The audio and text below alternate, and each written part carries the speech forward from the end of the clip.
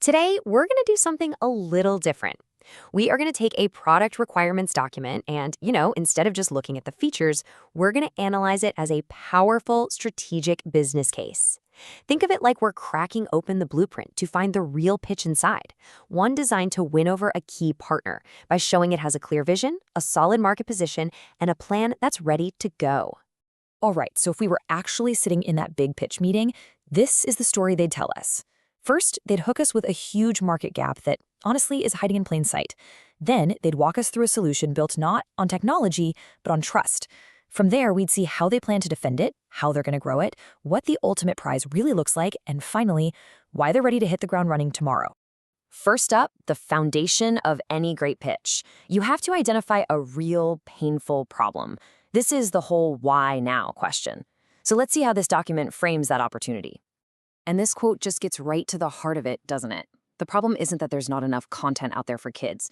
The real problem is a total lack of trust for parents. They're not just asking for another piece of tech, they're asking for transparency. This isn't a feature request, it's an emotional demand. It's completely non-negotiable. And here is the key strategic insight. This is not some small niche market. The entire existing news industry is, pretty much by design, toxic for an entire generation.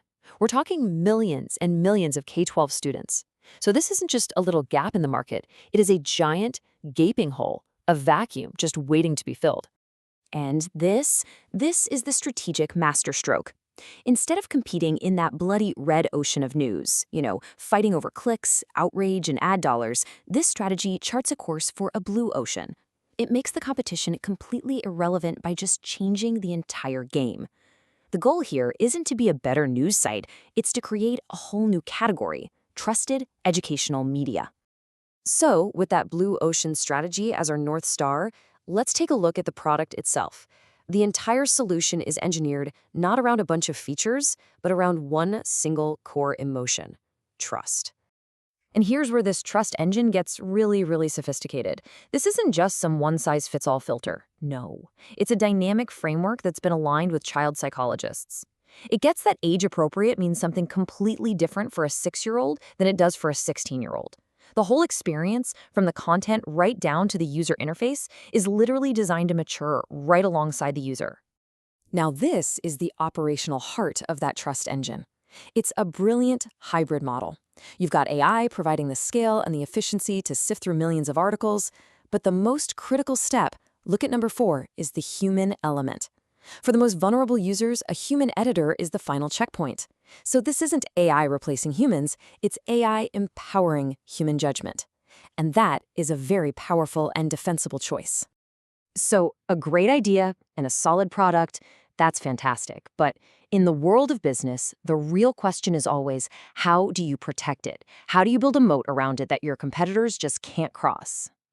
And here it is. This is the make or break question for any potential partner or investor.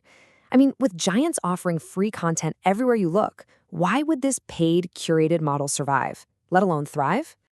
Well, to answer that, the pitch uses a classic framework: Porter's 5 forces. It's a way of analyzing the competitive pressures in a market, and the analysis is crystal clear. While there are tons of substitutes like YouTube, the barriers to entry for a new, trusted competitor are incredibly high.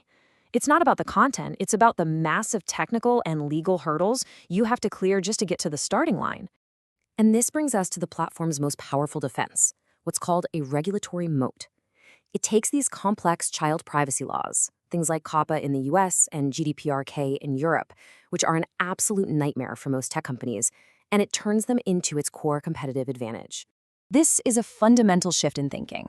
Most companies see these regulations as just a cost, a burden they have to deal with. This platform sees them as an asset. By building its system to exceed the strictest global standards from day one, compliance actually becomes a product feature and a huge barrier to entry for anyone trying to follow. A strong moat is great for defense, but how does the business actually grow?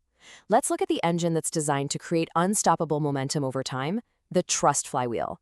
Now here's the interesting part. The flywheel doesn't start with the kids. Nope, it starts with parents. By giving them a clear dashboard with totally transparent controls, the platform makes its very first deposit into the bank of trust. And that first little deposit of trust, that's the initial push on this big, heavy flywheel. As parents see the transparency and control in action, their confidence grows. And this isn't just a feeling, it's the kinetic energy that starts to speed up the whole system. And that confidence leads directly to safe, guilt-free engagement for the child. Now, as kids engage and learn, it validates the parent's initial decision, which deepens their trust, which in turn leads to more engagement.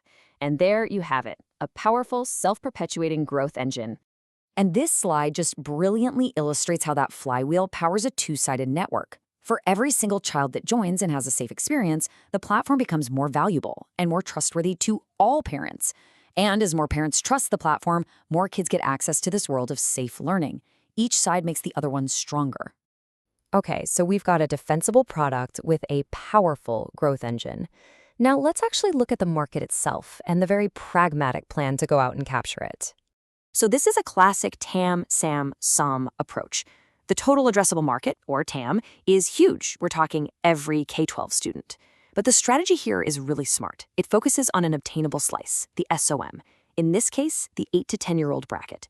To establish a beachhead, you go in, you win one specific territory first, prove the model works, and then you expand from a position of strength.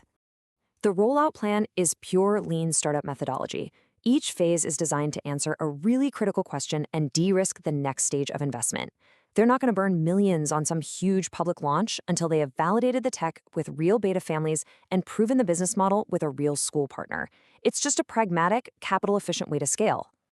And finally, no strategic plan is complete if it doesn't acknowledge the risks. You see, a credible pitch isn't about pretending challenges don't exist. It's about showing you've already thought them through. This final slide is, you could argue, the most important one for a potential partner. It shows they're not just dreaming about the best-case scenario. They have stress-tested the entire model. For every conceivable risk, misinformation, bad actors, shifting regulations, there's a pre-planned response. This isn't just a product idea anymore. It's an execution-ready operation. And that leaves us with the central thesis of this entire strategy. The technology is impressive, sure. The market is clear.